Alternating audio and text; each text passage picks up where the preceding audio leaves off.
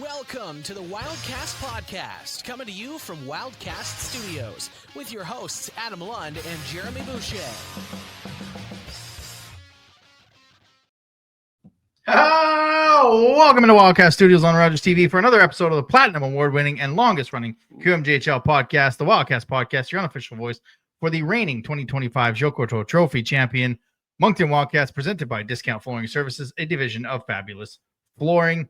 They're home to the largest variety of high-end current and discontinued lines in hardwood, ceramic tile, and laminate flooring, luxury tiles, and even blinds for immediate purchase. If you want any of that, call 506-859-9909 or located at 320 Collishaw Street in Moncton. As always, fan listeners, I am your host, Adam Lund, and I am joined by your favorite co-hoster, Mr. YQM, Mr. Starbucks, Mr. Matching Mugs. Twins. Mr. Jeremy Boucher. A couple weeks, man. How's it been? Memorial Cup. Yeah, good. Pretty good. Look, Mr. YQM looks like he could be making a return next year after that lineup was announced. Holy smokes. That's gonna be some straight fire, as the kids say these days. Can we get I don't know who Post Malone is. I know who Post Malone is. You don't know who Post Malone is? I don't know any of his tunes. I think I've heard the one on every radio station. I had some help. Yeah, that one. So Eric Church, I've heard of. Mm-hmm. Zach Top, couldn't tell you who that is. Yeah. So where are the women? Where are the women? That's a good question. Where's Lainey Wilson? This has been I think this is going on their fourth or fifth year of YQM, and they have yet to have a female headliner. Yeah. And it is mind-boggling because there's a lot out there that you could make the argument would put on a heck of a show. Carrie Underwood, Lainey Wilson. Yeah. Shania was just at Cavendish. Yeah. Megan Maroney. These are names. Kelsey Ballerini. Where's Nickelback? Yeah, where is Nickelback? We're always wondering that. Yeah. The YKM Rock Fest. Yeah. Yeah. Where's a Brooks and Dunn? They're on tour. I don't know if Alan Jackson's still on tour, but where's that era? I think their demographic that they're going towards is the younger demographic. Yo, I get it. Yeah. So they're bringing in these young guys, these chart topping current hit makers to bring in that that 15 to 30 demographic, and eventually you might get a little. They're never going to lose doing that. No, but if you want to reach out and get different people in the venues, you want to bring in a Travis Tritt or a Brooks and Dunn or an Alan Jackson, those old school country singers that have that twang. But with Zach Top is that though, Zach Top he's got that he's a very young guy. His career has just taken off. But he's got that young twang in his voice that I think a lot of old school country fans appreciate and enjoy. So I think that's a good start to YQM for next year. What I found was funny is that I think it was 3 or 4 days after it was announced I was looking on YouTube to see how our followers are going. We're 30 away from 500. So if you're listening, please jump on the YouTube. If you're already subscribed because you're listening to this, awesome. But if you can give us a like, we'd really appreciate it. And a subscribe. You were talking about Boots and Hearts. Yeah. How they have so many different things. And I went just back and looked. In 2019, they had Jason Aldean, Miranda Lambert. They had Shania Twain, Florida Georgia Line. Yeah. This year they got Bailey Zimmerman, Zam Hunt, Hardy. Mm-hmm. There's just a different, and I know you're never going to please everybody. Yeah. But I also think this is working. Can we get a rock festival? Can we get a pop festival? I know that a lot of country now is basically pop country, but can we get a rock festival with 4 or 5 bands on it over 2 days? It's working there. Let's get something else for more of the demographic. Cause I don't want to say at some point it's going to run out because you just keep bringing top charters in. But when I'm not a fan of Jelly Roll. I listened to the whole thing. I would have been kind of annoyed if I was there. Like he played 4 songs. Shout out to somebody on TikTok who streamed the whole thing so I could watch it. Amen. Yeah. I did that too. We actually went down to, walk around Dieppe, on the Friday night and the Saturday night as well for Luke Bryan. And, it just got too much. And when you have a baby and there's a lot of the wacky tobacco smell in the air, it's not very good for the health. So, we just decided to go home, and Buddy was live streaming it on his TikTok. And so literally just airplayed it to the TV and went to town. So shout out to, I think Fred's name, Jacob, I think it was, but Jay something. Yeah, good times. But no, next year looks really promising that I'll make a return. But of course, when you have a 10-year-old daughter who's a big Posty fan, oh boy, as she's into Posty, as she calls him, I think we'll go to the general admission tickets to save a few bucks and instead of the chill at the back. VIP. I also didn't realize you could take lawn chairs. Yeah, I thought you had to stand there the whole time, and I was like, okay, if I'm ever gonna go, the lawn chair factor, I'm in. Just quickly, Big Brother's my guy still in? Your Big Brother guy is still in. Sweet. Keanu, I think. So you picked Keanu, the dungeon master dude. Yep. Yeah, he's still in. He's HOH this week, so he's safe. Sweet. And so he's good for good friend of the week. I don't know how you do it. You don't even watch the show. Watch it. I pick randomly. You pick a face and you say, "I'll ride with this guy to the end," and you always seem to pull it off. If you're not watching on YouTube, Mr. Boucher is wearing a Blue Jays jersey, or as he called them today, the Blow Jays. The Blow Jays. They blew another save. Again, I've jumped on the bandwagon because I've seen him 2 times live. I've watched a lot being home. This bullpen, man. Like, I love that everybody's blaming John Schneider, and I get that he makes the choices, but they didn't go get him a closer. They didn't go get him bullpen help. He's trying to figure this out on the fly. But if this bullpen doesn't figure it out, like, where's your stretch? Like you had said to me, just like a Toronto fan, great regular season, they're going to blow it in the playoffs. Yeah. You've been down this road. Like, what is your level of up 2.5 games on, I think 3 on the Yankees right now? Yeah, so 2.5 right now on Monday. Yeah. So, look, I'd love to see them make the playoffs. I think they've deserved it this year. Yeah. I think they've exceeded a lot of expectations, especially when you're in the same division as the Yankees and the Red Sox. You're up against, that payroll that they have. It's tough to compete, but they've done a great job. They're that bottom half of the lineup just keeps getting hits when they need hits, and some of those bats. Bo's on a heater right now, but Vladdy's got to get it going, and the bullpen is definitely a question mark. They're getting the starts they need from their starters, but it's the bullpen that's holding them back. They got to figure it out. They've got 20 something games left in the season, and they got a tough schedule, so they got to hammer it home here. Yep, and I mean they played well against Milwaukee. It was a playoff series. And starting pitching was great. Bieber was great. Scherzer was good. I can't remember who started the game. Barrios, I think, started the one in between. Once they take them out, like teams know, once we get to the bullpen, we're fine. Yeah. So hopefully Lauer helps them out being the 5th member in there, and Hoffman figures it out.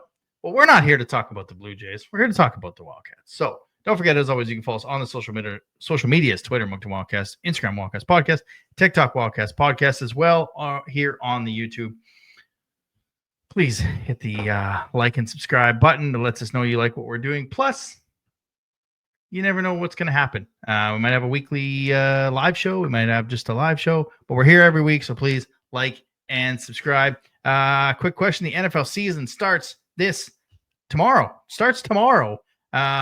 With the Eagles and the Cowboys, and then Friday it's the Chargers and the Chiefs, and then your regular Sunday games. But do this every year. We've never been right. We've never been close to right. But who is your Super Bowl prediction?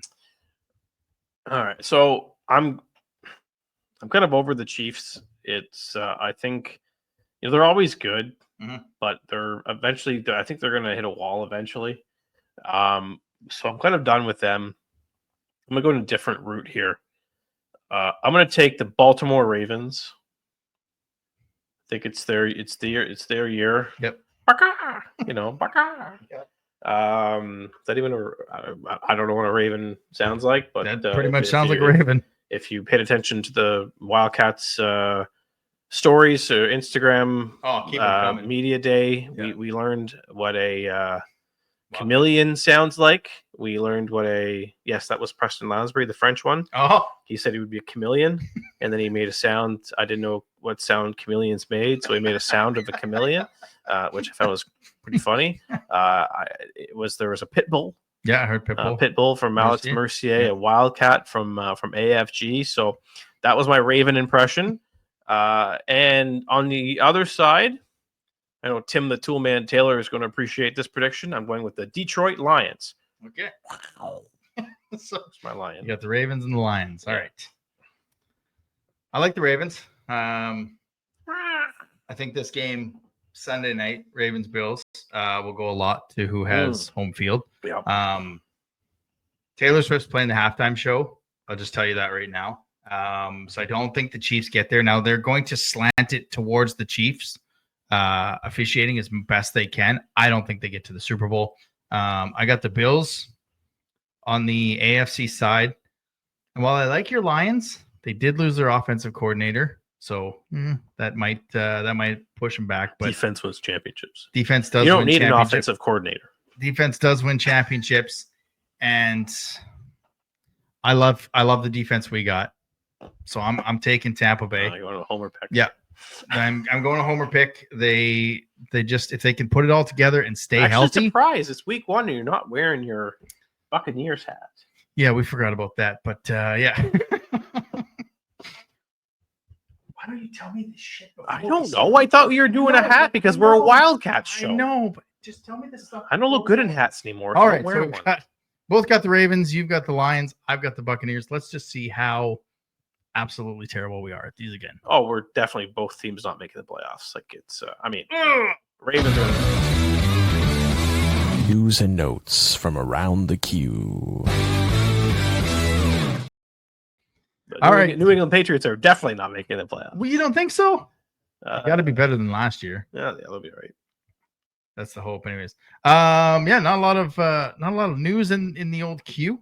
But we did see a tweet from Mark Diver that just kind of kicked off the old rumor mill. Basically, what happened last year. He said no details right now, but the rumor in the rinks points to Lewiston, Maine, as a possible site for the QMJHL franchise. They had a franchise from 2003 to 2010. Playing out of the Colisée for with a capacity of 4,000. Jim Murphy's Law 74 retweeted that with I heard the same as my sick pod NHL teammate Pierre McGuire reported on the podcast last week. Manchester, New Hampshire is pushing hard for a QMJHL franchise. So, I mean, this makes sense for two reasons. A, there was a team there, and B, the influx of Americans that are coming on this NCAA CHL agreement, it just seems to make sense. To me, it makes almost a little bit more sense than Newfoundland, but we're going to see how that experiment's going to go. But are you how you were with Newfoundland, where you're like, wait till there's a team in the ground, or are you kind of excited for the possibility of two American franchises? So I'll be excited if there's a team back in Lewiston on the condition that they stick with the same name, the Maniacs, spelt very cleverly. Yeah. MAINE. Yep. Like the state. IACS. However, that rink is a dive. Yeah. It's old. I think it was built in the 60s or the 50s or 60s. It's an old rink. You can only get 4,000 people would be a pretty decent crowd. Manchester, New Hampshire, on the other hand, a no tax state. Oh, hey, now. I think. Yeah, I believe. You might want to fact check me on that one. I think they can get 9,000 people. It would automatically be the third highest capacity arena in the queue. They would go Quebec, Scotiabank, and then them. Yeah. And we'd be fourth. Yeah. And it does not have a sales tax. No sales tax. Perfect. What a wonderful road trip to take. Yeah. A no tax state. Yeah. You are also closer to a cheesecake factory in Manchester, New Hampshire than you are in Lewiston, Maine. Yep. So big props to that. Yeah. American food. Can't go wrong with American fast food restaurants. Nope. And I think it's just a better arena. It would be a better vibe, I think, in Manchester, New Hampshire than in Lewiston, Maine. Their AHL team, I think it was an ECHL team they had. Didn't do so well, but I think if you bring in some younger players with that New England factor, I think it would be more successful in the state of New Hampshire or New Hampshire, depending where you live, than the state of Maine. But yes, USA. I think I don't know what it would do to the be interesting to see what it would do to the way the divisions are, and maybe that's why the Q is going away from division titles.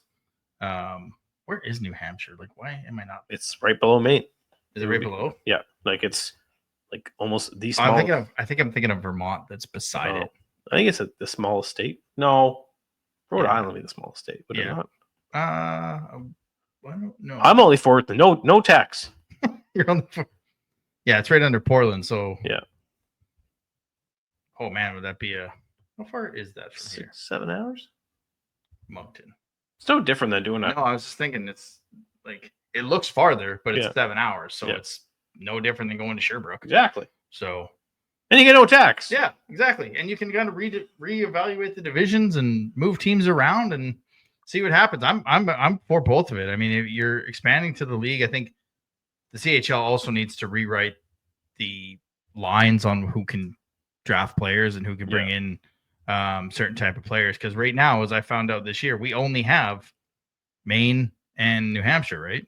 I'm surprised you didn't know that. I did. I thought it went all the way down. So we have Vermont. Yeah. So we have basically the New England states. Yeah. So we have Maine, Vermont. Oh my God, I'm going to sound ridiculous saying this. Maine, Vermont, New Hampshire, Rhode Island, Connecticut, Massachusetts. Yeah, I thought we had like New Jersey, the Carolinas, Florida's. Like I thought we went all the way down. It's all OHL. That's crazy for some reason.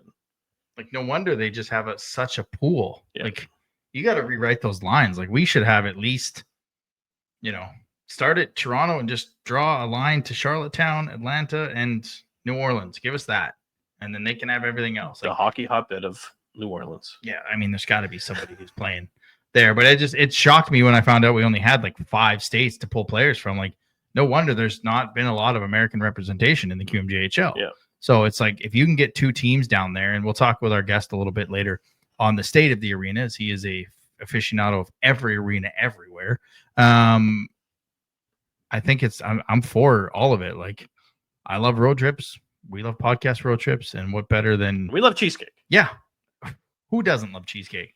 And American fast food chains. Yeah. Most of the rosters have been announced for the upcoming season. It looks and sounds like a lot of first rounders were cut. Mm-hmm. I mean, is this something we should be worried about as a trend that teams are going to draft 16-year-olds and they're not going to make the teams unless, usually in a rebuild, we'd have 4 or 5 16-year-olds, but we don't have one.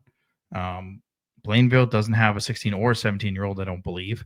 And I think there's like 8 players now that are not on teams. So Fenwick McLean was the latest one, but I think Corey Chambers on Twitter was saying that he was telling teams that he was probably going to go back. Yeah. Scantlebury, Nolan Haru, which I thought was a bit of a surprise in St. John. We'll talk to our guest about that. Haley and Landry and Gatineau. Haley? I didn't see Haley there. He got cut? I think didn't so. They sign him? Signed both of them, didn't they? They had their number thing, and I didn't see Haley on there as a numbers thing. Carter Meyer and Jaden Pominville were in around. Yeah, Carter Meyer was, and Emmerich, Nolet, Robideau. So like from 9 back, I guess from 8 back, all those players basically are not coming to camp. Like, was this just not a draft class that was going to crack rosters, or is this a situation where this first year of the newfound rule, everybody wanted to get the free agents in, and it's a more veteran league now? Yeah, I think it's what it is. It has to do with the NCAA factor.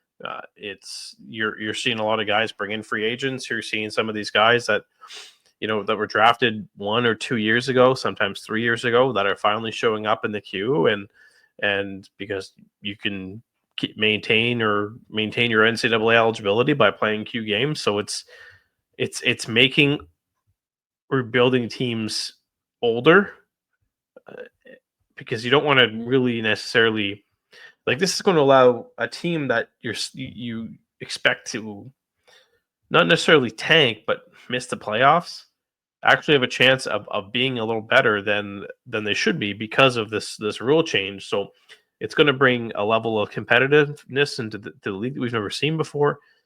And, some of these players are just kind of on the outside looking in. Mm-hmm. It's not bad to be sent back to the U18 level. No. A lot of these players, unless you're a star playing top 6 or top 4 on the back end, we're probably better off going back to play another year, like we're seeing with Mark McPhee. I mean, there's been nothing announced by the team, but whether he's been released, but he's at West Kent. He's in West Kent training camp. The actual expectation is that he's not going to play for West Kent. He's going to go back to play for the Flyers and have a big year. So West Kent looks to be, again, you're not going to have Mark McPhee playing as a 16-year-old in Junior A if he's going to be on the 3rd or 4th line. You want him to play top 6. And he can play in West Kent because he's from the province. Correct. Unlike people who don't know that rule. Like our friend, the Atlantic Puck. Yeah. Who surprisingly have still not blocked us.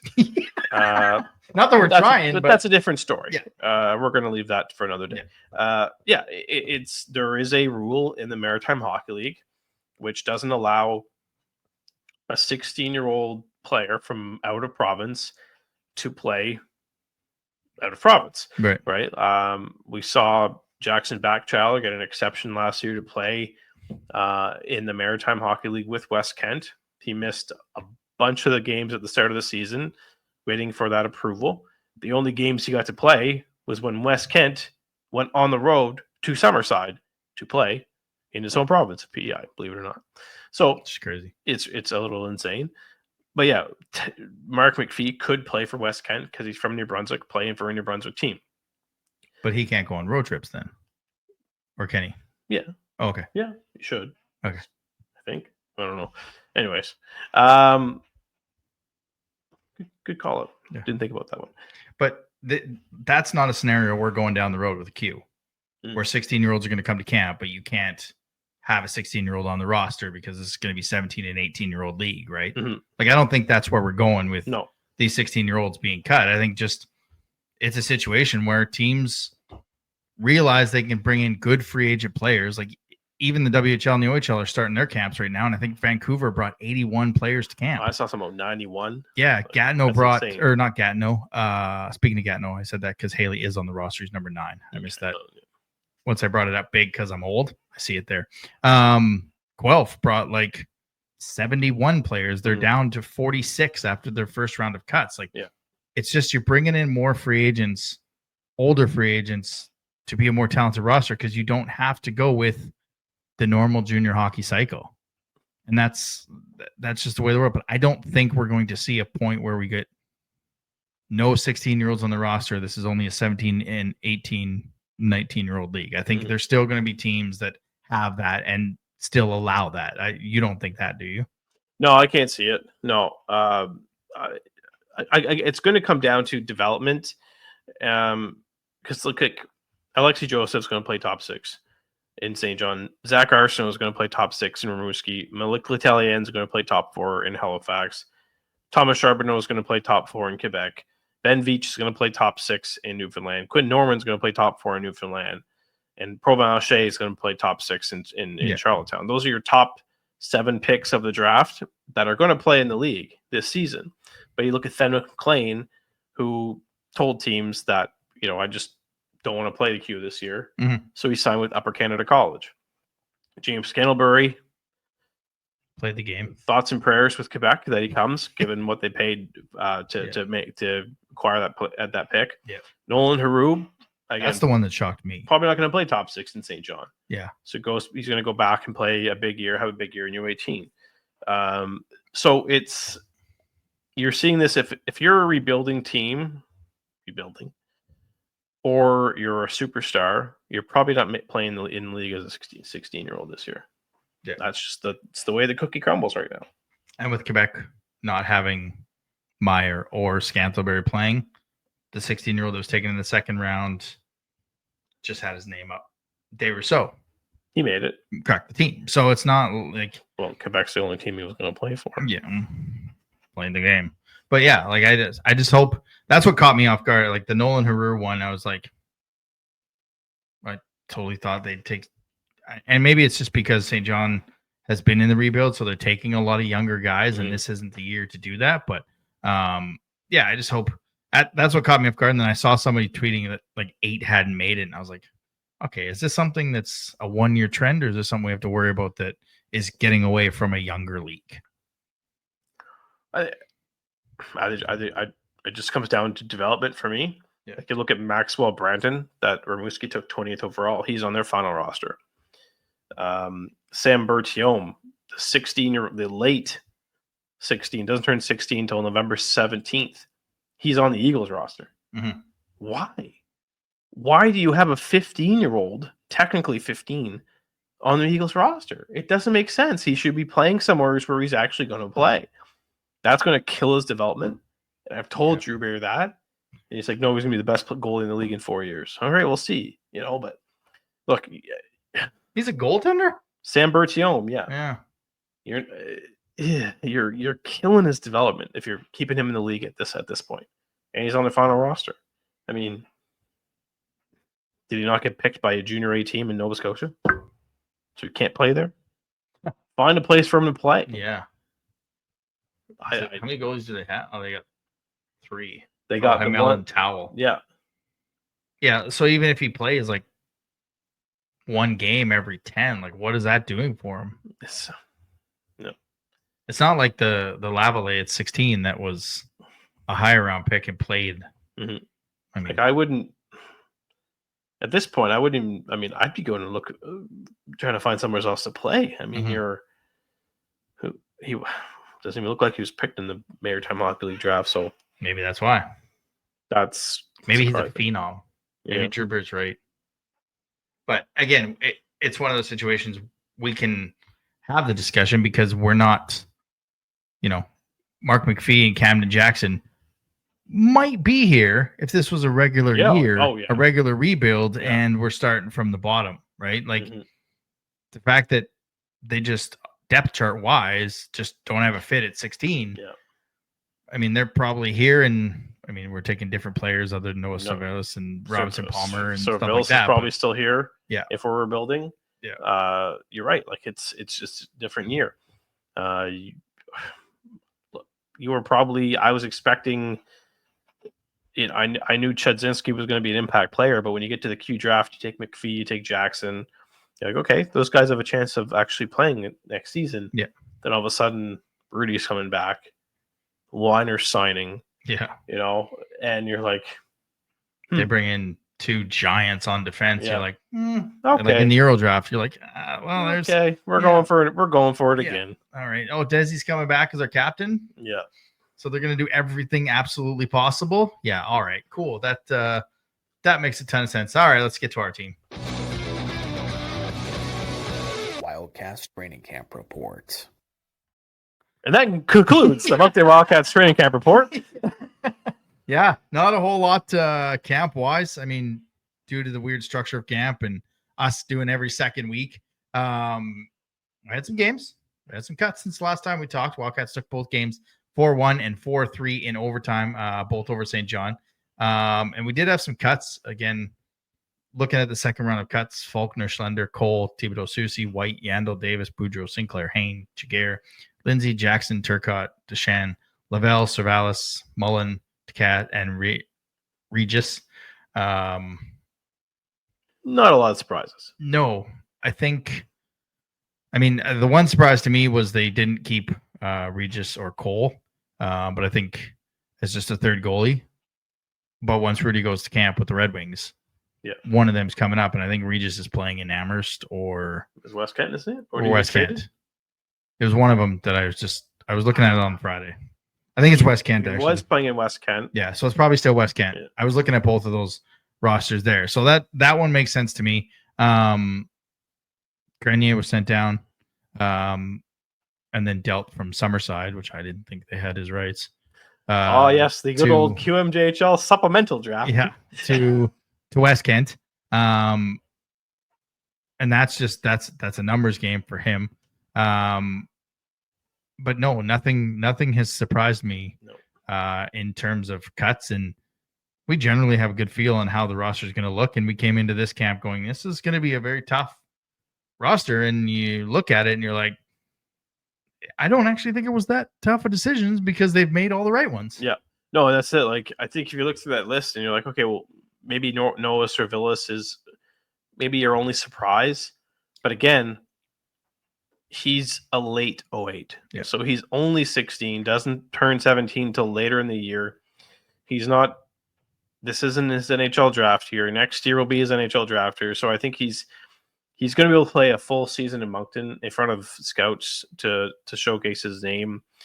I have a little birdie who told me that the plan is for him to play some games with Moncton over the holiday break. What? That's exciting. So depending on who goes to camps and stuff, right? Mm-hmm. So that's something to keep an eye on. That we might see him over the Christmas break.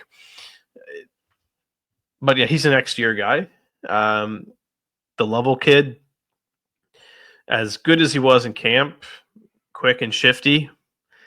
Anytime he took some contact, he got folded in half. And he wasn't playing, as you just mentioned, he wasn't playing top six. Yeah. So do you want a guy that has that kind of blazing speed? And we talked to somebody at the rink, and I'm like, he's got the speed to go anywhere he wants. Mm-hmm. Like that on the fourth line is great because he's that energy on that fourth line, but is that the player you want on the fourth line when it clearly shows Gardner likes big, tough kids? And, the fourth line is usually a bang and crash, grinding 2-3 shifts a night. Don't screw this up and you'll get another one style. So a player like him, you don't really fit him in. Not a fit. Yeah. Not a fit. That's your my God, what's his first name? Samson. Riley. Right. Oh my goodness. It's preseason, folks. Sammy. I was going to say Patrick Sampson, but Patrick Sampson was like a former Wildcat that was like 6'8". Not sure if there's a relation there or not, but we'll find out. Yeah. And so that's I'm drawing a blank on the fourth line right now, but I mean, obviously Riley, Sampson, Binkley is a possibility. Like there's just not a lot of room up front. There's only it's surprisingly not a lot of room up front. This is going to be maybe Tornes, Nico. Yep. But again, like does he sign if he's going to be a fourth line guy? Like that's where I'm wondering where he's going to play in the lineup. It's a good problem to have. Yeah. And I think a lot of are you going to sign if you're a fourth line guy, or you want to play? Do you want a chance to win? Right? Like that's in 1 year, that's how much this culture has shifted to. Yeah, you might play fourth line minutes, but you're playing fourth line minutes on a championship team. And I'm sure if you asked Kluche, Sampson, I can't remember Buckley. Oh, Buckley, yeah. Binkley, like, hey, you guys are going to play 6 minutes a night, but we're winning the championship. You good with that? They would be. Yeah. Because when they came out for 6 minutes, they were good 6 minutes generally. And there was times where we were pleasantly surprised by the way the fourth line played. And I think that's where you're getting to this culture shift is guys want to be here because of the coach. Yeah. GRP said that. Graydon Robinson Palmer. We're going to call him GRP. He said that he wanted to be here because Gardner was the coach. That's what he said when he went to Wings development camp. A name that popped up late on there, Mr. Jesse Orlowski. Yeah, that was an interesting one. Heard some rumors about that about a week or two ago.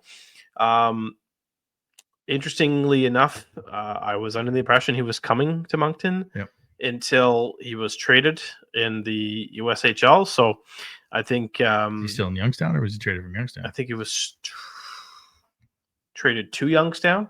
Oh, okay. Yeah.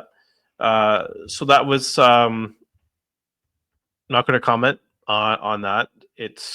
Don't want to say that maybe he was using Moncton as net leverage or what to get traded in the USHL. But again, he's a guy that's on our list now that, if he's not having Brooklyn, a great first half, maybe he joins at Christmas or, and he's a good ad for free. But a couple guys that are that were added to our list during the offseason, Miles Brosnan and Will Manchuso are on an absolute tear to start their seasons. So that's a good sign for next year and Cervillos is off to a good start this year too. So this is it's promising stuff. We're already looking ahead to next season when we haven't even played one regular season yet. We haven't played one. Yeah, exactly. We haven't played one regular season. And 9 players left on the defense core. Like obviously goaltending set. Forwards seem to be set. I think they got 15 forwards, including Mark McPhee, technically. I think it's 14 right now. Yeah. But that doesn't include Desi. Yeah. And we counted 9 defensemen. Batchelder, Blale. What was it? Tommy Blyle. Okay. Diamond, Forte John, Hendry, McKinnon, Magnuson, Nazardine, which I thought he was gone, but you pretty sure he's still around. Yeah. Somebody wants to confirm that when you listen to this show, that'd be great. And Nikash, and that's it, and Walnius. So 9, you think they'd carry 8, because I think they carried 8 most of last season. So and you're gonna have Molinius, Magnuson, gone to NHL camps. Dylan McKinnon, I believe, is going to an NHL camp. Am I missing somebody? Forte Jandra might get an invite. Why isn't a team taking a stab on him? Yeah. But that's 2 guys right there. So if you got 8 and those 2 are gone, that's, those 6 are probably playing the opening weekend in Newfoundland. So, and I think when those guys are back, your odd man out is probably Jackson Batchelder, because you can put him down in West Kent, and because you've always said you don't want the 17-year-old playing 4th line minutes. Yeah. And so it'd be him or Diamond that would be the odd man out. That's true. Yeah. We'll see. Again, like we said, good problem to have, and we'll see what happens. If anybody from the Wildcats happens to be listening to this, if you could just maybe put out an updated camp roster. Yeah. Especially just so we know what to expect this weekend. Yeah. Because we got 2 games coming Woodstock up. And Bucktouche. That would be appreciative. Yes. But that's going to be my only ask for this episode. Yeah, exactly. Like, just give us some sort of list. Don't make us wait till we get to the game on Friday and be like, oh, these guys are playing. Cool. All right. You want to continue our review of the Maritime Division? Welcome in our reigning champion. Our reigning champion. Yeah. Let's do it. View from the other bench.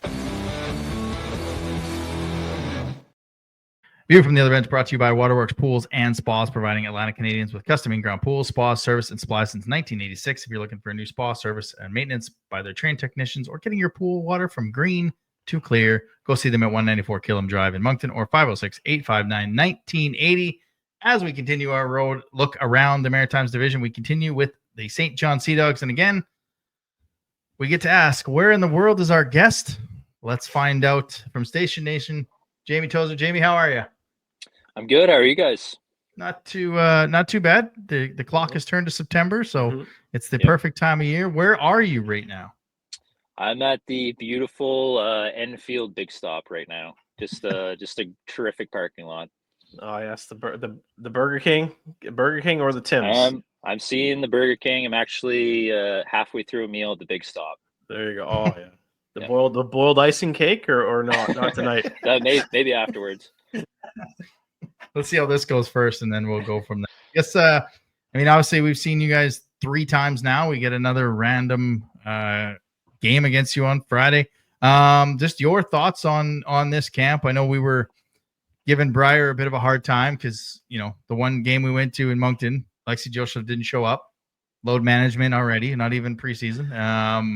I guess just your overall thoughts on camp and how how's he looked so far? Yeah, and we haven't really seen a lot of Alexis Joesph, to be honest. We saw him the first inter-squad games, and that type of stuff looked really good. And we saw him at the rookie camp this summer, looked really good.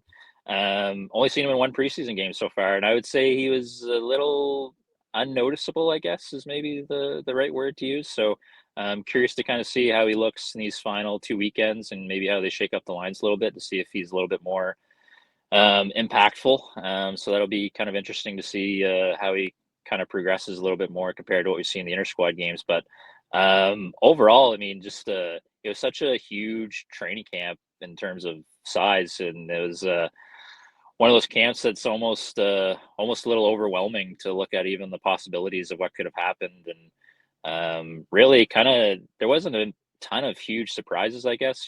There's still a few free agents that managed to stick around. But other than that, I mean, I think it's kind of the team that a lot of us kind of thought was going to happen here. So certainly still some question marks in all areas and whether or not they're going to be able to really contribute this year. If this team's going to be more of a team that's much more focused on next year already. But I think that this is going to be a SeaDogs team that fans are going to be interested and excited about a lot more so than what we've seen the past couple of years. I think that this is a team that I don't know how likely they are to be amongst the top half of the league, but there's a chance. And I think that at least that there's even a possibility that we're talking about that is at least some excitement for SeaDogs fans for, a fan base that has obviously had a lot of success over the years, but it's also a fan base that hasn't won a playoff series since 2017.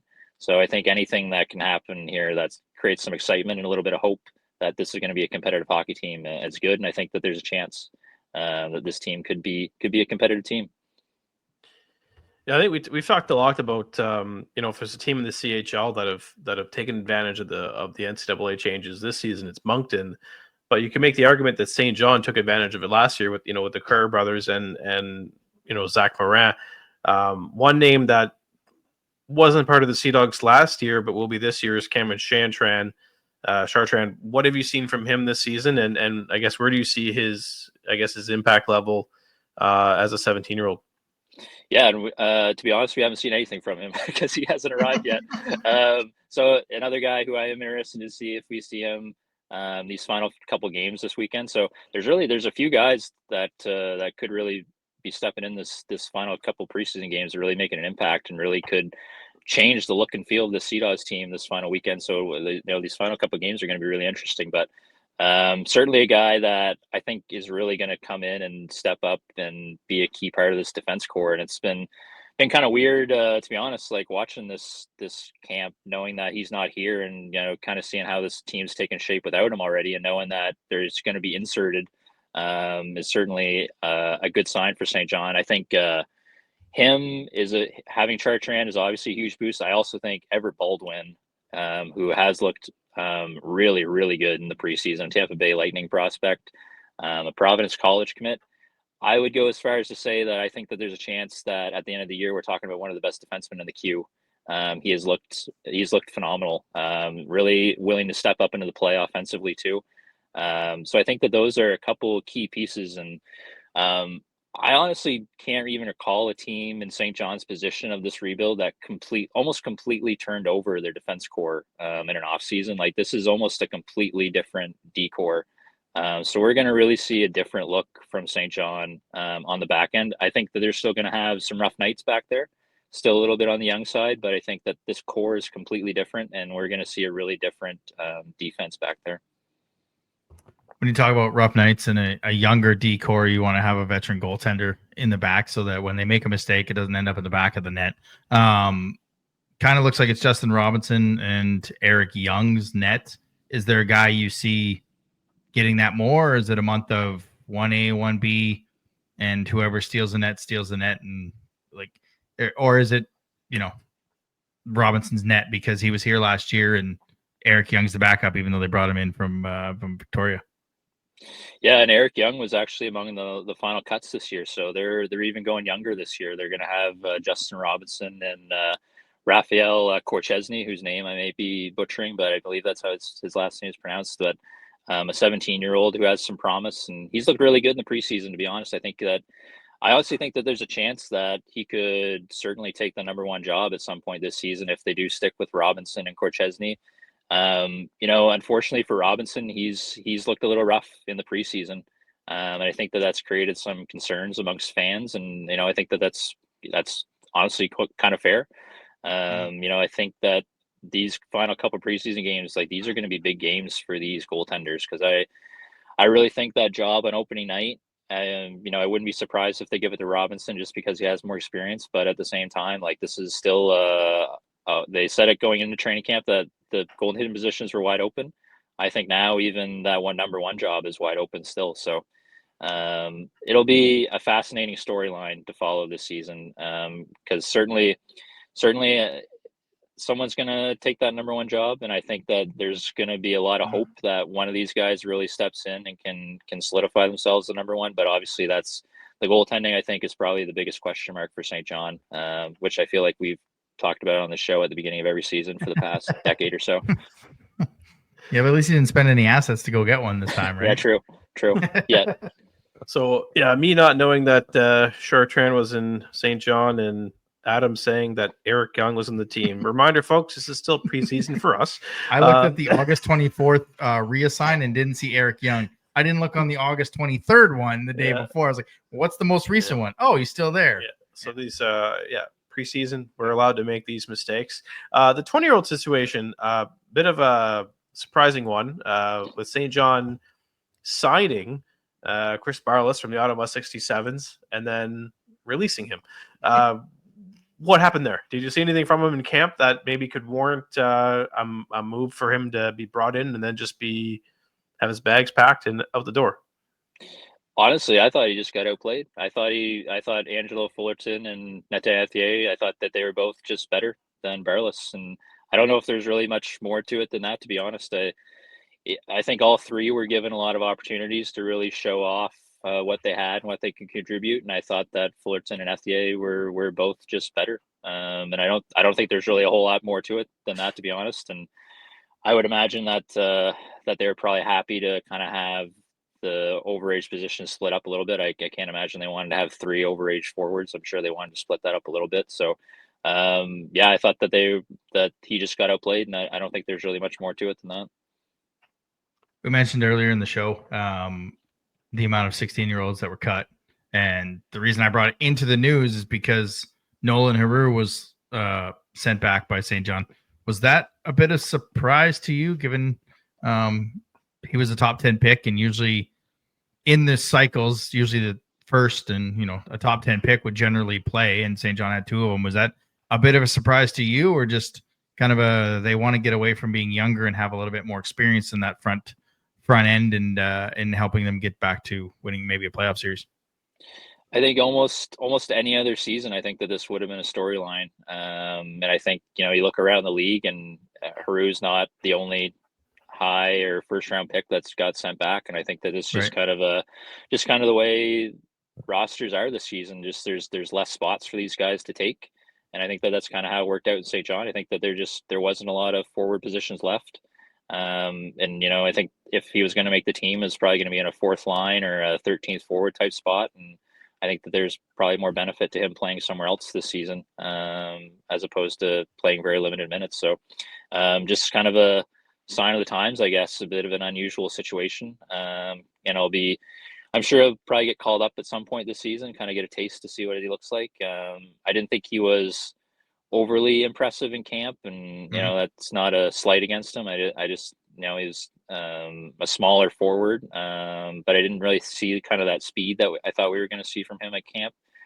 So kind of curious to see what he kind of takes away from this first training camp experience, and kind of what he looks like when he does eventually get back to St. John at some point.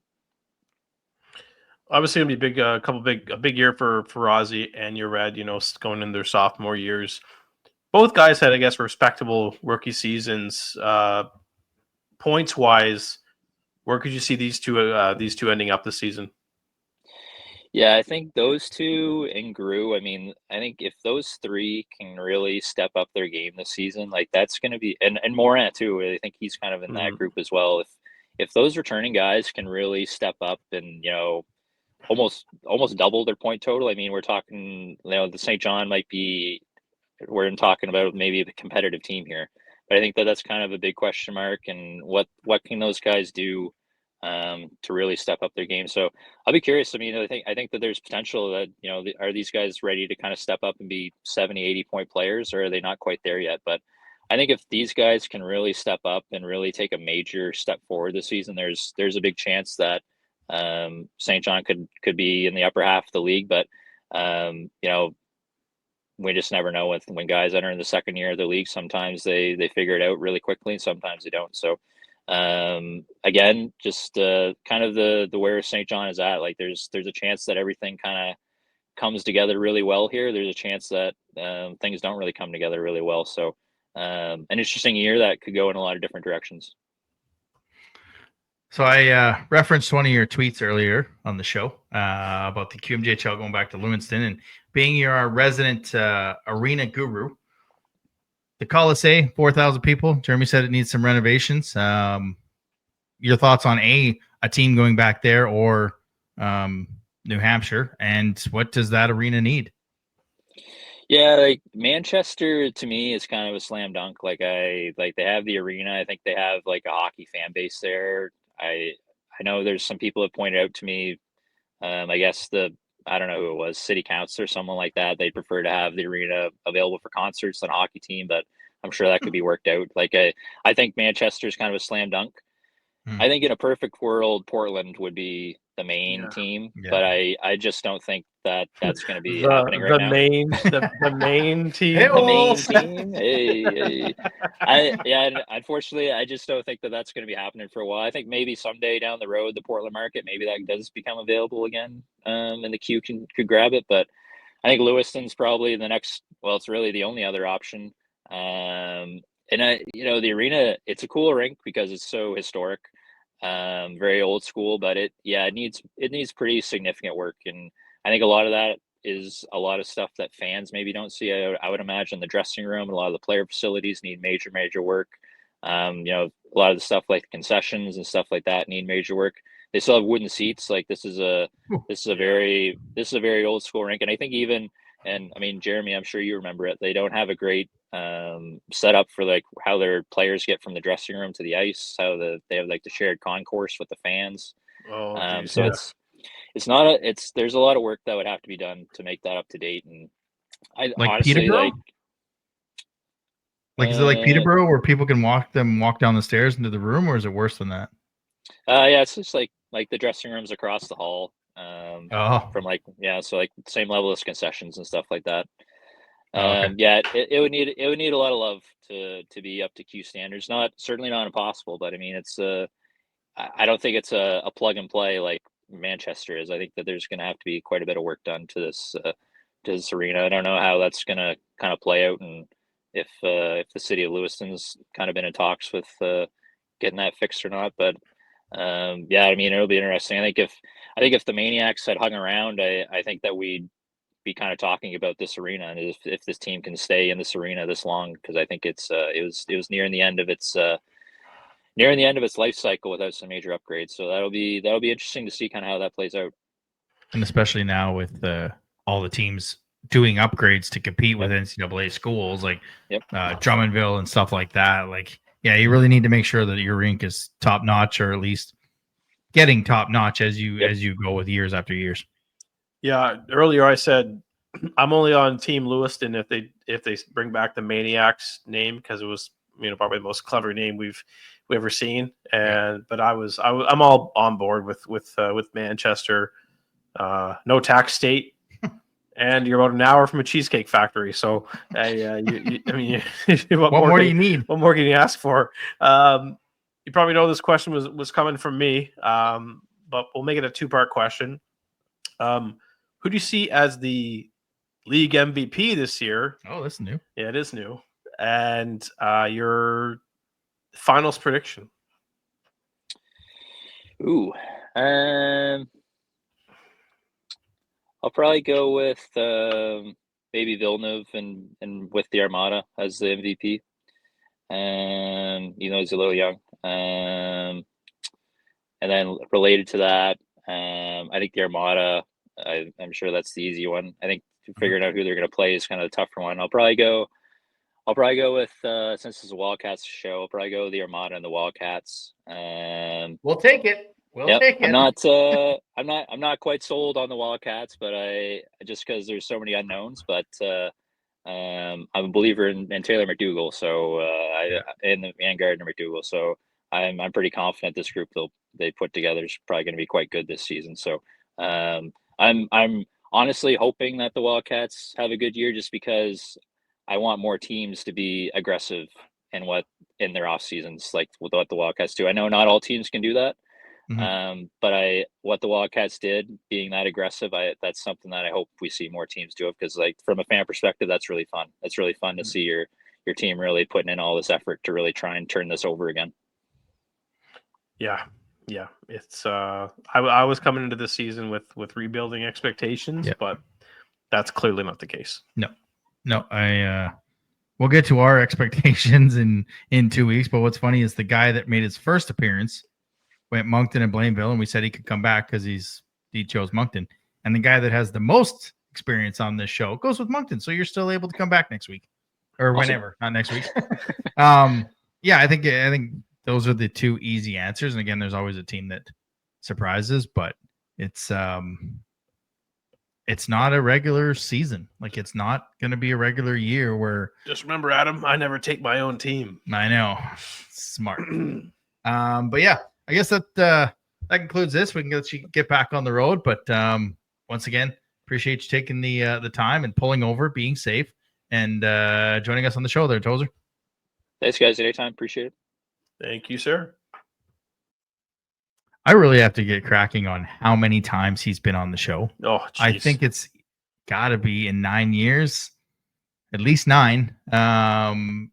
Probably he's in the 20s because he comes on for the trade deadline. Has to be, yeah. He's got to be up there. But again, just draft post draft on the floor at the Avenir Center counts too. So sometimes 3-4 times a season. Yeah, and brings it every time.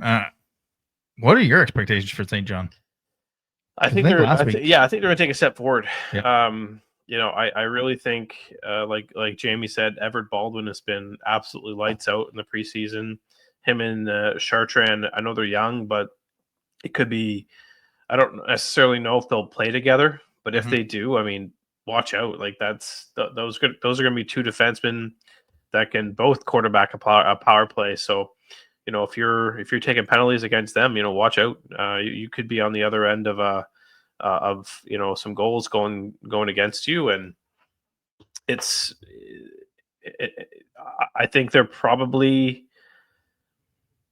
I think they're behind Moncton. Obviously, I think they're behind Charlottetown. I think they're behind Newfoundland, but I think they can sneak above Halifax and Cape Breton for that. I was going to say Maritimes Division, but let's call it the Atlantic Division because we can. Yeah. I think they'll be fourth in the Atlantic.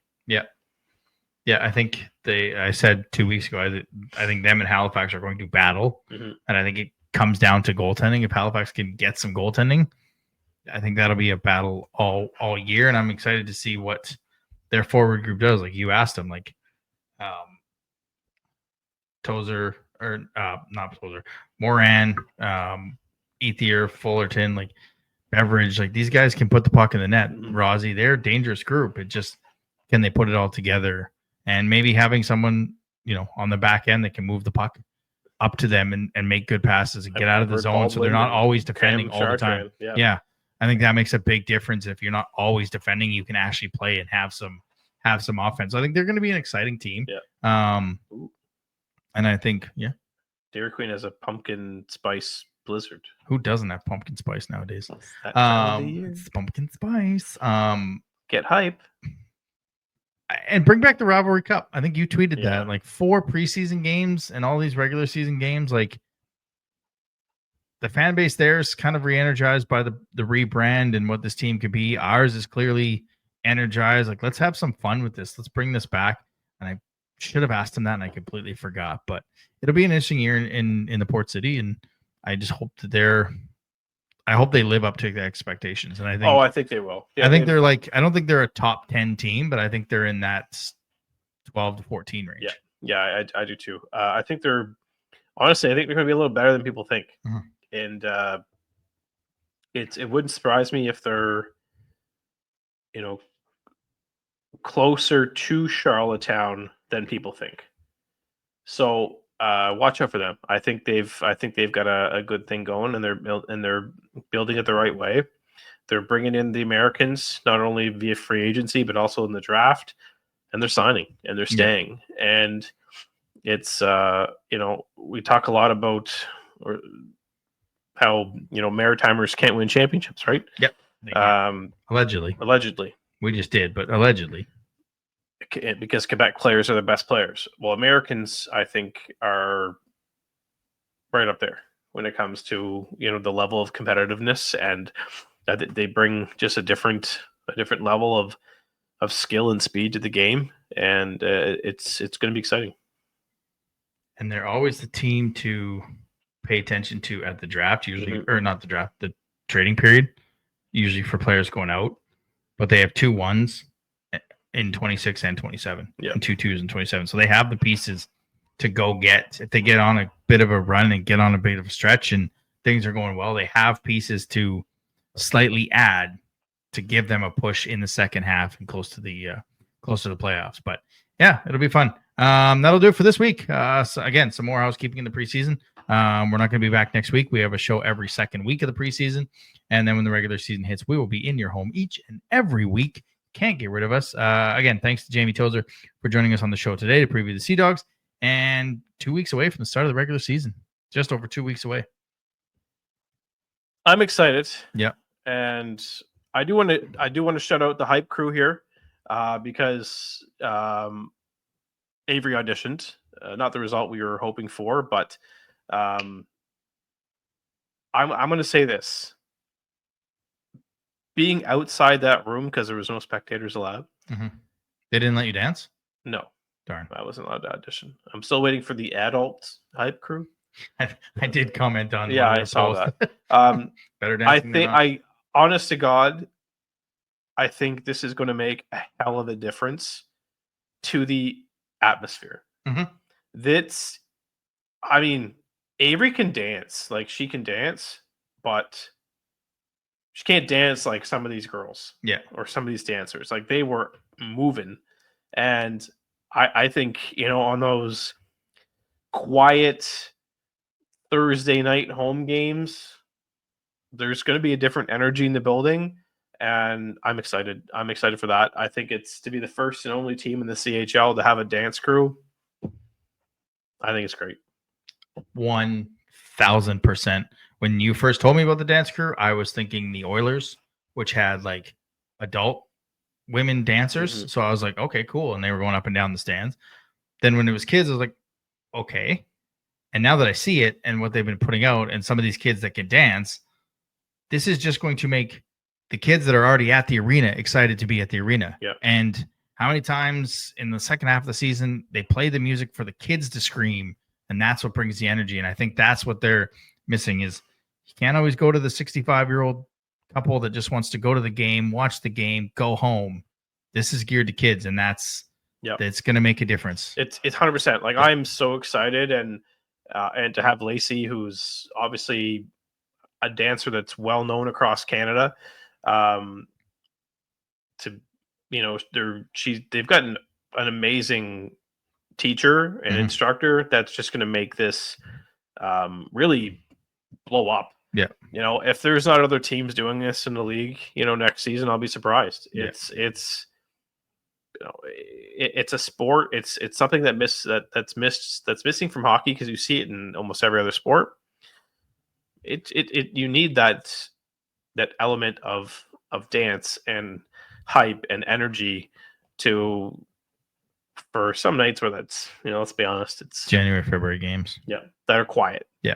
Right. So I'm excited to see where it goes. See, I want to see it, how it goes, and especially on like a weeknight game on like a Thursday, to see how it really improves the atmosphere. Even Sunday, like the Sunday kids, the early afternoon, like they already are allowed. They're just going to go up another level. And you know, you go to our YouTube and you watch the final interview with Denway after the Memorial Cup. He said when he got here 2 years ago, there was no culture, there was no vibe. Now guys wanted to go to the rink. There was a vibe. You saw it in second half. This is just continuing to build on that. So it's exciting to see how they deploy it, how it happens. And I'm excited to get back to the rink and see it. It's whoever came up with it, absolutely genius. Whoever keeps doing the social media, genius. To have French and English, they are covering their bases so far, sir. Pitbull. All right, so in 2 weeks, we're going to have a preview of our first two opponents, Patrick McNeil from the Eagles, and we're still working on someone from the regiment. So here's hoping we get someone from there. But that's it for this week. For Jeremy, I'm Adam. See you next week. Thanks for listening to another episode of the Wildcats podcast. Follow us on social media at Moncton Wildcast.